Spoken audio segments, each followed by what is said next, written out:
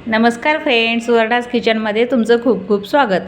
आज करणार आहे मस्त खमंग चकली। एकदम परफेक्ट चकली कशी बनवायची हे तुम्ही बघा आणि पूर्ण व्हिडिओ बघा, त्याच्यामुळे सगळं मध्ये जे काही सांगेन मी ते व्यवस्थित कळेल। तर हे सर्व साहित्य घेतलेले आहे। हे साहित्य बघा, आधी मी भाजते वेळेस सर्व साहित्य सांगणार आहे कसं कसं टाकायचं ते, त्याच्यामुळे हे स्क्रीनशॉट काढून ठेवा किंवा व्हिडिओ सेव्ह करून ठेवा। कामात असलं तर सेव्ह केलं तर तुम्ही नंतरही करू शकता। तर हे बघा, हे सर्व साहित्य मी भाजते वेळेस नक्की सांगेन सर्व। आता आपणाला एका कढईमध्ये हे 1 किलो तांदूळ घ्यायचा आहे। हे 1 किलो तांदूळ राशनचे तांदूळ आहेत। हे मी स्वच्छ धुवून घेतलेले आहे, धुवून थोडंसं सुकवून घेतलेलं आहे आणि हे आता छान आपणाला भाजून घ्यायचं आहे। एकदम जास्त भाजायचं नाही आहे, थोडंसं हाताला गरम लागलं तरी बस झालं। आता आपले तांदूळ भाजलेले आहेत। हे तांदूळ एका मोठ्या ताटामध्ये काढून घेऊया। तांदूळ काढून थोडंसं पसरून ठेवायचं म्हणजे थंड होतील लवकर। आता याच्यानंतर घ्यायचं आहे आपणाला 2 वाट्या चणा डाळ। आता याच्यानंतर 2 वाट्या घ्यायचं आहे पोहे। डाळ आणि पोहे भाजून घ्यायचं आहे। डाळ पण थोडंसं हाताला गरम होईपर्यंतच भाजायचं आहे आणि पोहे पण।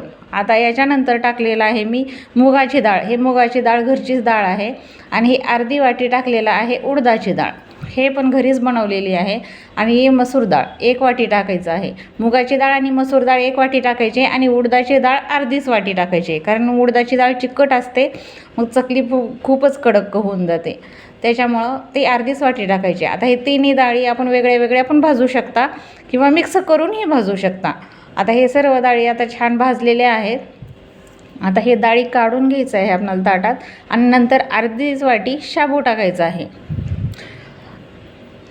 ज्या वाटीनं सर्व घेतलेलं आहे त्याच वाटीनं घ्यायचं आहे मेजरमेंट सर्व। हे अर्धीच वाटी शाबू आहे। हे पहा, फक्त चिकटपणा येण्यासाठी चकली तुटत नाही, त्याच्यामुळे शाबू घ्यायचा आहे। आता शाबू भाजून झाल्यानंतर हे बघा 2 चमचे मोठे धणे घेतलेला आहे आणि 1 चमचा जिरे घेतलेला आहे। हे पण मिक्स भाजलं तरी चालेल। आता थोडंसं लाल होईपर्यंत भाजायचं आहे आणि हे सर्व साहित्य थंड झाल्यानंतर दळून आणायचं आहे। दळून आणल्यानंतर एका ताटामध्ये आपण हे पीठ चाळून घेऊया। चाळून घेतल्यानंतर याच्यात टाकायचं आहे आपणाला लाल तिखट। तिखट आपल्या चवीनुसार टाका। हे बघा, मी 2 चमचे लाल तिखट टाकलेलं आहे आणि आता याच्यामध्ये टाकायचं 1-1.5 चमचा मीठ। साहित्य एकदम व्यवस्थित सांगितलेलं आहे, त्याच्यामुळे व्हिडिओ स्किप नका करू। आणि हे अर्धा ते पाऊण चमचा हळद टाकायचं आहे आणि हळद टाकल्यानंतर याच्यामध्ये टाकूया आपण ओवा। हे 2 मोठे चमचे ओवा घेतलेला आहे, हातावर क्रश करून ओवा टाकायचा आहे, त्याच्यामुळं ह्याचा चकलीचा वास छान येतो, त्याच्यामुळं ओवा फिक्स टाकायचा। आणि हे पांढरे तीळ नाही ते चकलीच होणार नाही।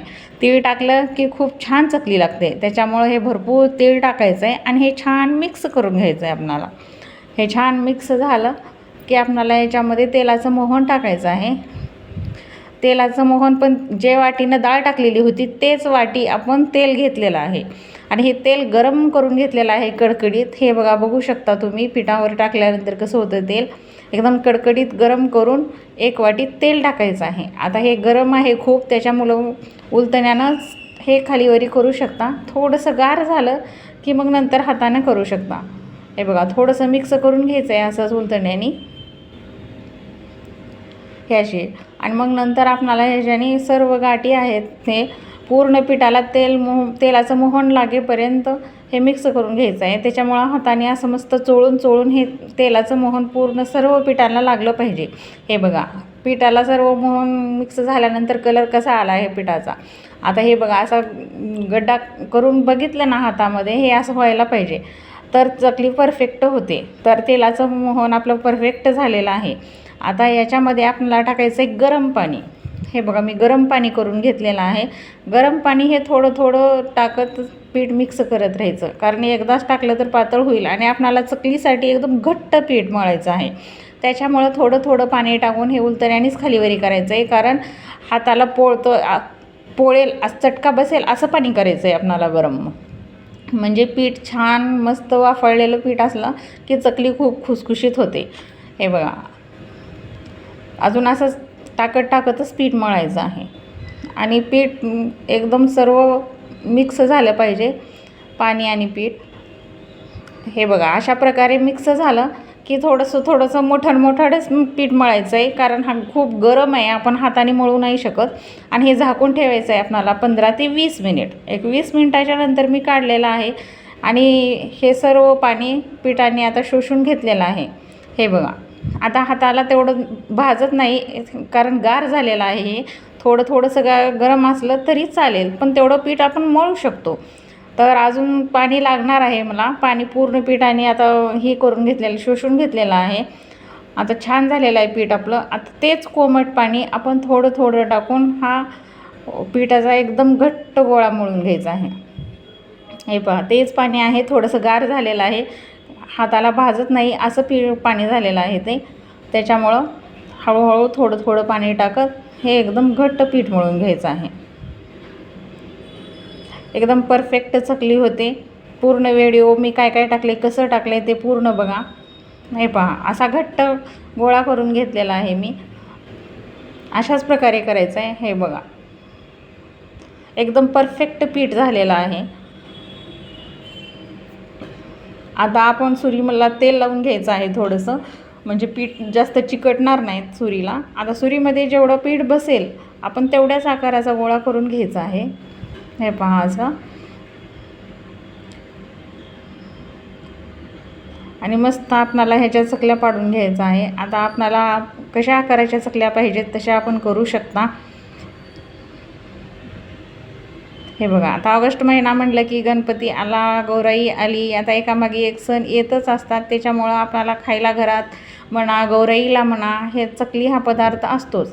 सर्वच पदार्थ असतो फराळीचा, पण सगळ्यांनाच फेवरेट म्हणजे चकली. त्याच्यामुळं चकली तर परफेक्ट व्हायलाच पाहिजे. त्याच्यामुळं हा व्हिडिओ पूर्ण बघून चकली कशी करायची हे शिकून घ्या. हे पहा, सर्व चकल्या मी करून घेतलेल्या आहे. हे किती सुंदर झालेले आहेत चकल्या. आता ह्या चकल्या गरम तेलामध्ये आपल्याला तळून घ्यायचं आहे. आधी कडकडीत गरम करायचं आणि परत गॅस मध्यम ठेवायचा. एकदम मोठ्या गॅसवर नाही तळायच्या चकल्या, कारण वरून तळल्या जातील आणि मधून कच्च्या असतील. त्याच्यामुळं मध्यम गॅसवर ठेवलं तर एकदम खुसखुशीत छान तळतील चकल्या. हे बघा, अशा प्रकारे आता ह्या चकल्या आलटून पलटून आपणाला छान एकदम सोनेरी कलर येईपर्यंत तळून घ्यायचं आहे. आणि चकली टाकली की लगेच पलटायची नाही, थोडंसं तळू द्यायचं. हे बघा, असे लगेच पलटायला गेलो तर चकली मोडून जाईल आणि आकार पण व्यवस्थित होणार नाही. त्याच्यामुळं लगेच नाही, चकली एकदम बारीक मध्यम गॅसवर व्यवस्थित तळू द्यायचं. चकली एकदम वरी पोहायला लागली तेलावरती तेव्हाच पलटायची. हे बघा, किती सुंदर कलर आलेला आहे चकलीचा. हे आता आपण काढून घेऊया हे सर्वच चकल्या. तर आपली चकली आता खाण्यासाठी तयारच आहे. बघा किती सुंदर आलेले झाले चकल्या.